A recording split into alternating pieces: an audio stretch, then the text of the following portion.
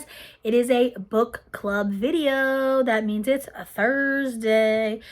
I know I showed a video, well, not I showed, a video is uploading on Saturday. I'm pre-filming this with this as my background, and it's me unwrapping my first book advent of the year. It's a series me and Sharmaine are doing on our channel. We are unwrapping a book every month. It's always the first Saturday of the month, and I thought this would be a really cool background for my book club videos as well.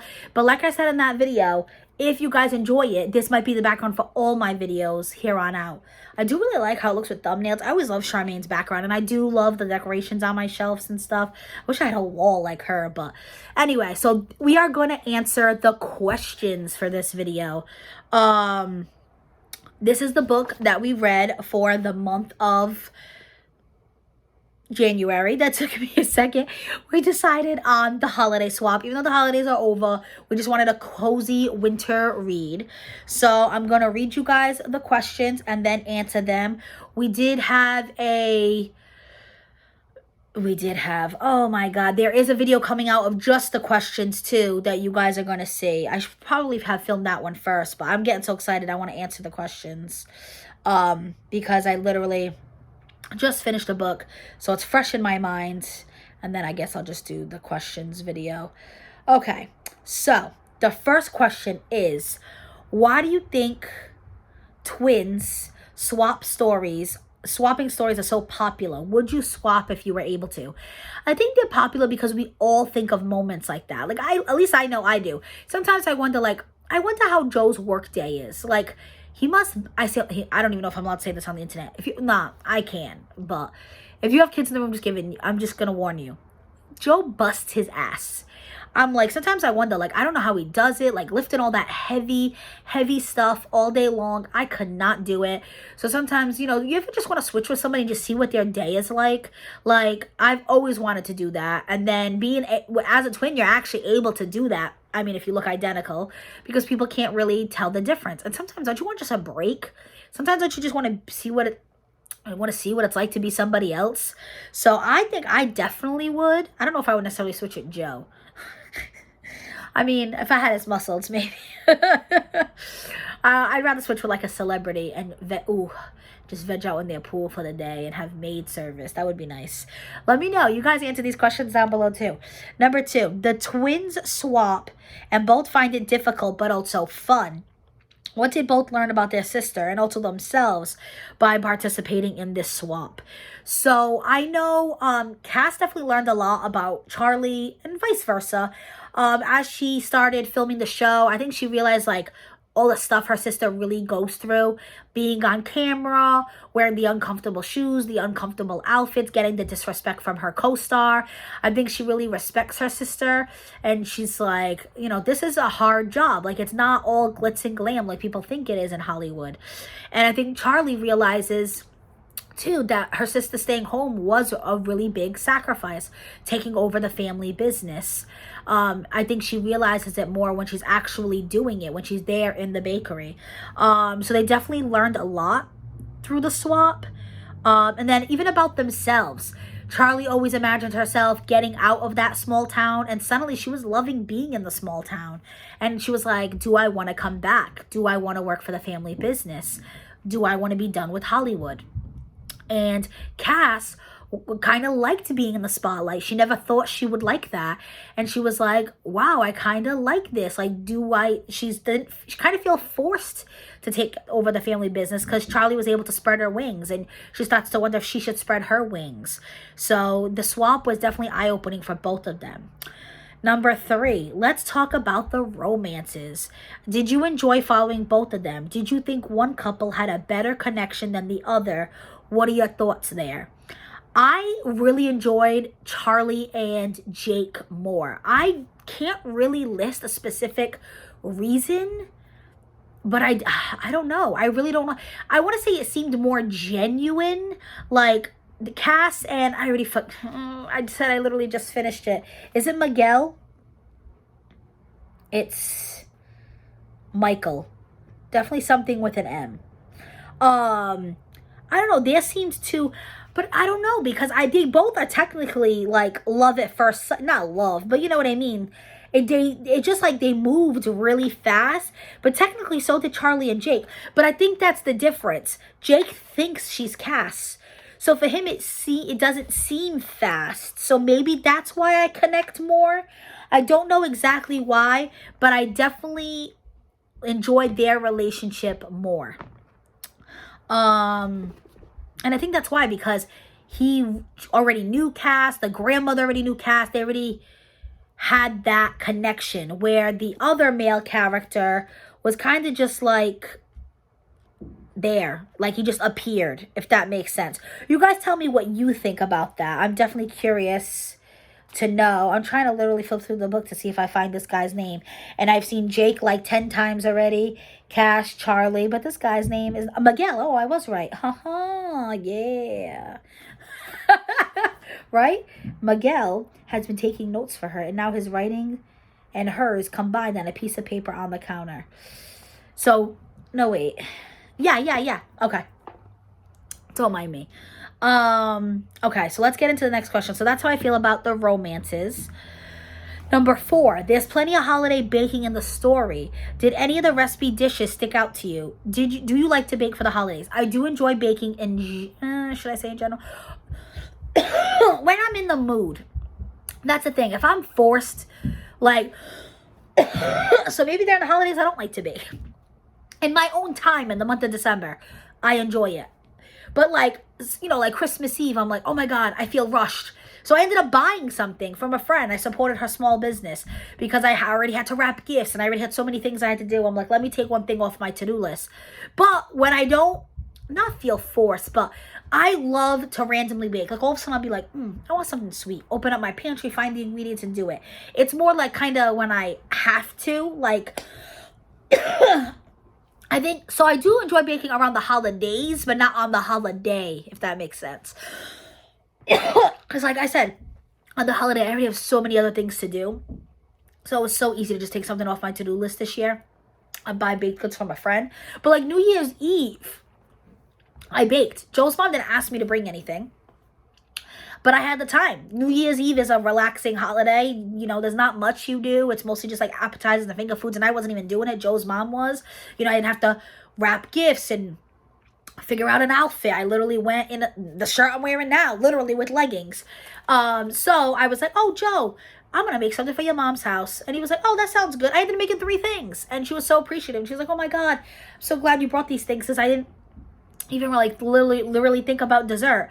So I had brought like a cinnamon roll casserole. I had brought and I brought 2 different dips, a savory dip and a sweet dip. But anyway, I'm getting off tangent. So yes, I like baking around the holidays. In the winter in general, I like using my oven to warm up the house. I don't generally bake in the summer.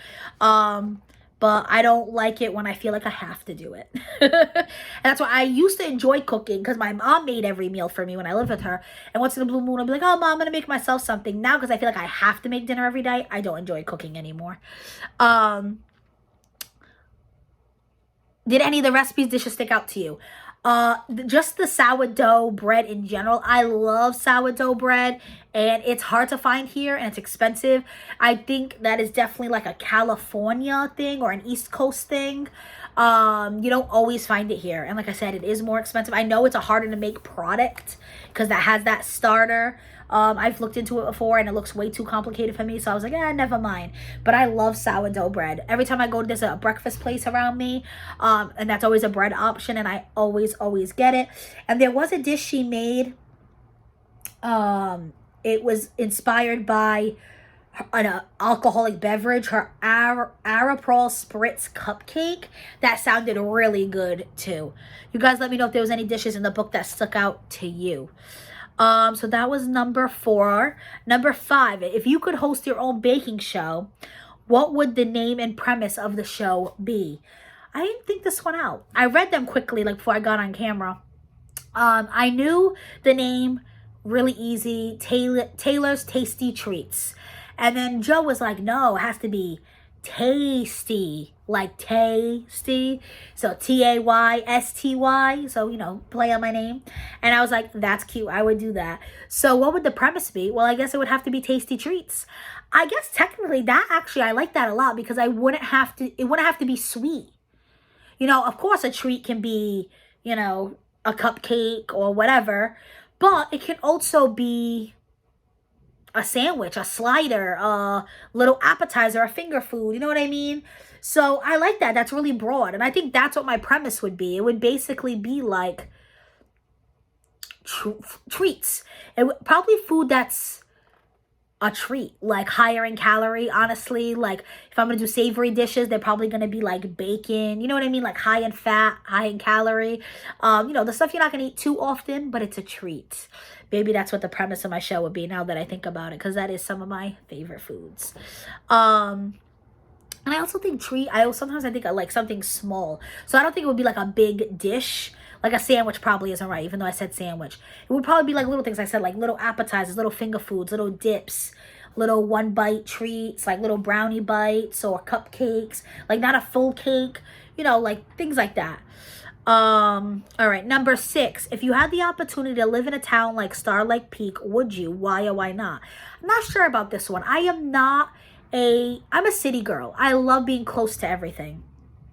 But it did seem like they were close to things there. You know, there was a bakery nearby. There were stores nearby. So it didn't seem like it was like a country town. I mean, this is based in California because I think they said they were an hour from Los Angeles because that's where Charlie worked.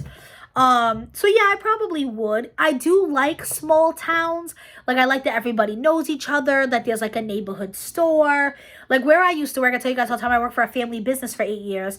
I knew all the regulars and I loved that. Everything was walking distance. I walked to and from work because it was right next to where I lived at my parents' house. And there was a pizza place nearby, and and there was a Dunkin' Donuts at the corner, and I loved, like, that's why I like city life. I like being able to get everywhere very easily.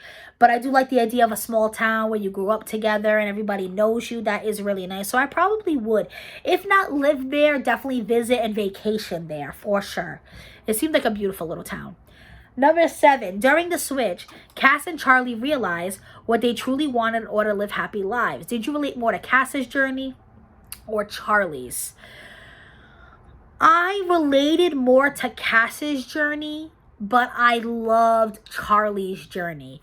I am scared to spread my wings. Like this new job that I started, it took me forever to commit to taking the job because I live in fear.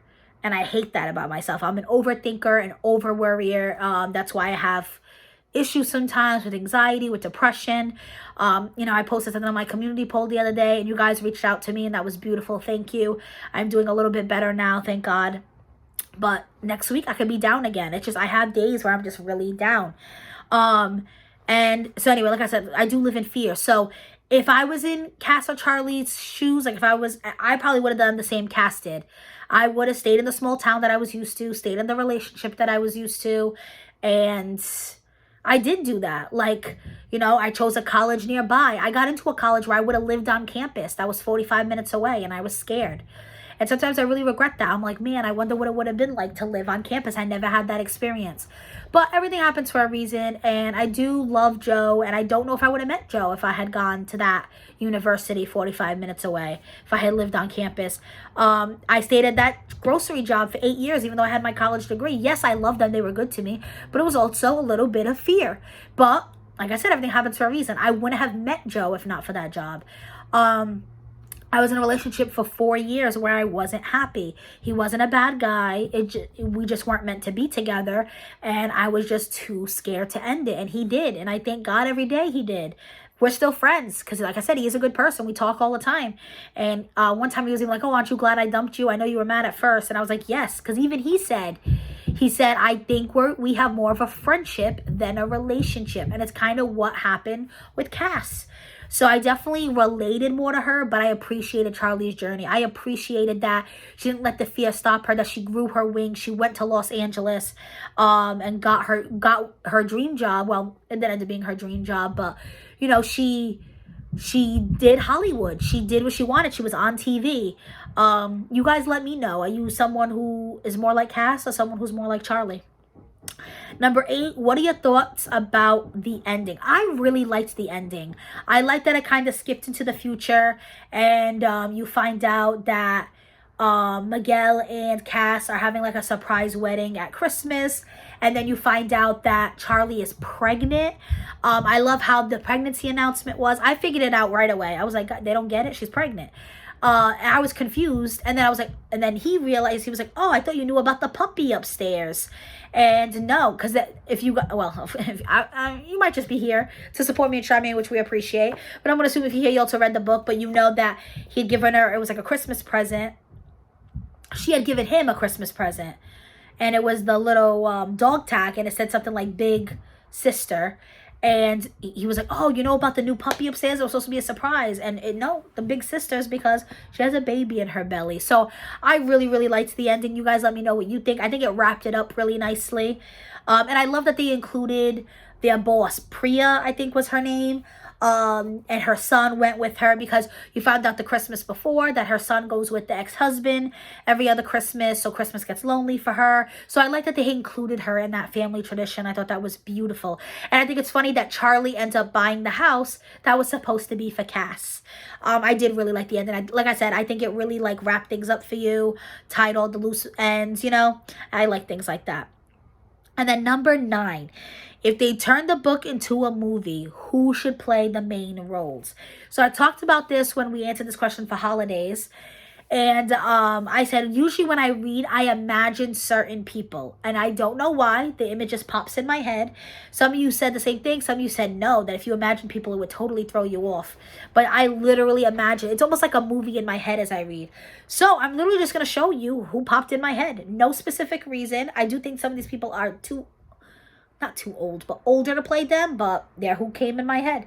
So, for Cass and Charlie, I thought of, and it's sad that I always say Ben Stiller's wife, which is so wrong. She's her own person, but I always just forget her name. Or sometimes I'll say, oh, Marsha Brady, but it's not Marsha Brady, because she didn't play the original Marsha Brady. My mom always gets confused when I say that.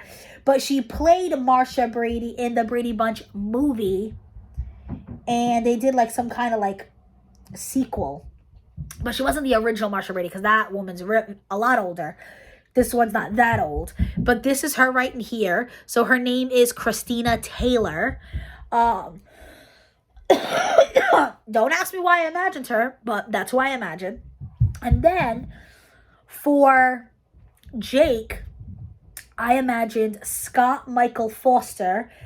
He was in 2 TV shows I loved back in the day, both on ABC Family, which is now Freeform. He was on Greek, where he was like a frat guy, and he was on Chasing Life. I loved him on Chasing Life, and it was about a girl like got diagnosed with cancer, and she meets him. I thought of him for Jake. I don't know why. I do think there's a scene in Greek where he's dressed as a firefighter, so maybe that's why he popped in my head. I don't know, because Jake's a fireman. And then the character I thought of for Miguel was Michael Pena, who's been in a lot of things. I know that I always think of him from Ant-Man. And I think it's because Miguel, he's Spanish, right? Like, I'm not just imagining that. Yeah, because isn't his last name like Rodriguez? So maybe that's why I imagined Michael Pena.